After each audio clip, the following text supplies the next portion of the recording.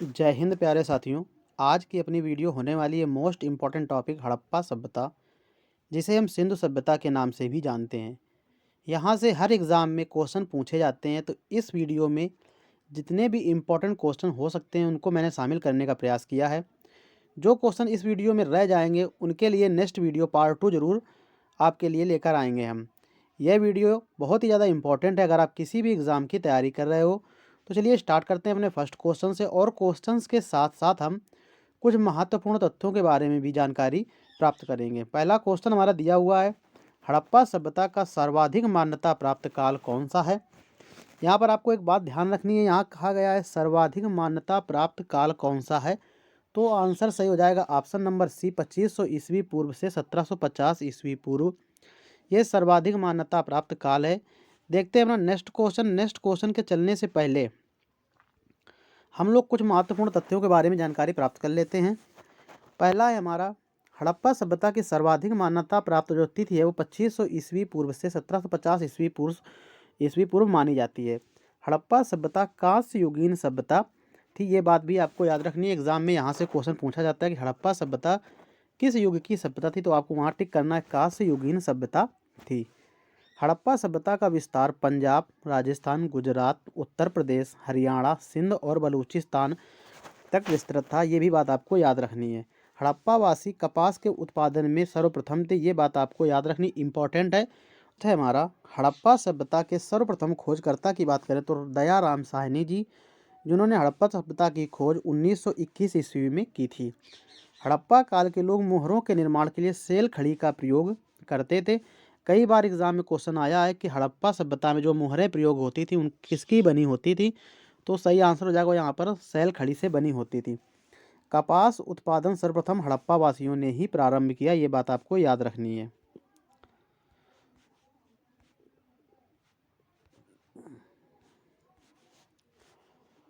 अब most important चीज़ यहाँ पर और देख लेते हैं कि हड़प्पा सभ्यता में जो उत्तर में स्थित था उसको क्या कहते हैं।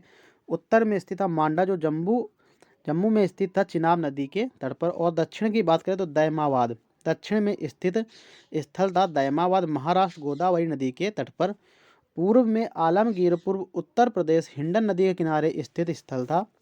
और पश्चिम की बात करें तो सुतका गेंडोर, बलूचिस्तान, दशक नदी के तट पर स्थित स्थल था। ये भी इम्पोर्टेंट है, इसको याद कर लेना, स्टार लगा लीजिए, ये मोस्ट इम्पोर्टेंट है।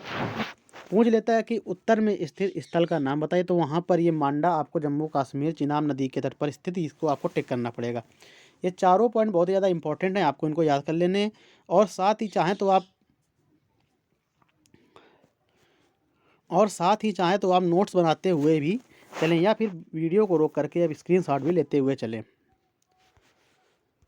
नेक्स्ट है हमारा, भारत में खोजा गया सर्वप्रथम पुराना शहर कौन सा था। भारत में खोजा गया सबसे पहला पुराना शहर कौन सा था। सही आंसर हो जाएगा ऑप्शन नंबर ए, हड़प्पा।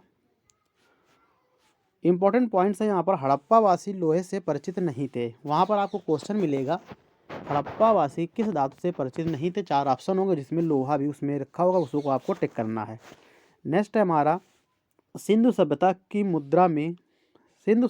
मुद्रा में आद्य शिव के समतुल्य चित्रांकन मिलता है। सिंधु उपलब्धता के प्राचीनतम साक्ष्य हड़प्पा संस्कृति से ही प्राप्त हुए हैं, ये बात भी आपको याद रखनी है। नेक्स्ट क्वेश्चन है हमारा, हड़प्पा वासी लाजवर्द का आयात कहाँ से करते थे। इंपॉर्टेंट क्वेश्चन है, इसका सही आंसर हो जाएगा हिंदू कुश श्रेणी, ऑप्शन नंबर डी। लाजवर्द का अर्थ होता है भवन निर्माण की सामग्री। सिंधु सभ्यता का पत्तन नगर बंदरगाह कौन सा था, ये भी बात आपको, ये क्वेश्चन कई बार एग्जाम में आया हुआ है। सिंधु सभ्यता का पत्तन नगर यानी कि बंदरगाह कौन सा था, इसका सही आंसर हो जाएगा ऑप्शन नंबर बी, लोथल, यहाँ सही आंसर हो जाएगा।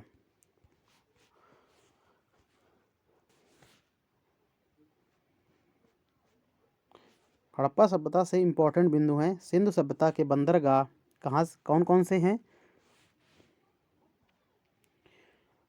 सिंधु सभ्यता के बंदरगाह की बात करें तो लोथल, सुतका गेंडर, बालाकोट, ये प्रमुख बंदरगाह हैं, कई बार एग्जाम में पूछे गए हैं। हड़प्पा सभ्यता में हल से जोते गए खेत के साक्ष्य कहाँ से प्राप्त हुए, तो कालीबंगन से प्राप्त हुए, ये बात भी आपको याद रखनी, नृत्य करती हुई स्त्री की कांस्य प्रतिमा मोहनजोदड़ो से प्राप्त हुई है, कई बार एग्जाम में आया हुआ है। नेक्स्ट क्वेश्चन है हमारा, मांडा किस नदी के किनारे स्थित है? मांडा किस नदी के किनारे स्थित है? ऑप्शन से हो जाएगा बी नंबर, चेनाब नदी के किनारे स्थित है। प्रमुख स्थल और उन नदियों से संबंधित क्वेश्चन यहाँ पर दिया गया है। चन्हू दड़ो की बात करें तो ये सिंधु नदी के तट पर स्थित था। लोथल भोगावा नदी के तट पर स्थित था। कालीबंगन की बात करें तो घग्घर नदी के तट पर स्थित था। हड़प्पा रावी नदी के तट पर स्थित था। मोहनजोदड़ो की बात करें तो सिंधु नदी के तट पर स्थित था। और रोपड़ की बात करें तो सतलुज नदी के तट पर स्थित है। इंपॉर्टेंट है, यहाँ से क्वेश्चन पूछे ही जाते हैं तो आपको याद कर लेने हैं। जल्द मिलते हैं नेक्स्ट वीडियो में। इस टॉपिक से कुछ बचे हुए क्वेश्चन रह गए हैं, उनको नेक्स्ट वीडियो में हम जरूर शामिल करेंगे। तो नेक्स्ट वीडियो बहुत ही ज़्यादा इंपॉर्टेंट होने वाली है, उसको जरूर देखें। वीडियो यहाँ तक देख रहे हैं तो चैनल को सब्सक्राइब करके वीडियो को एक लाइक जरूर कर दें। अपने पढ़ाई करने वाले दोस्तों के साथ वीडियो को जरूर शेयर करें, जिससे उनकी भी मदद हो सके। मिलते हैं नेक्स्ट वीडियो में, तब तक के लिए जय हिंद।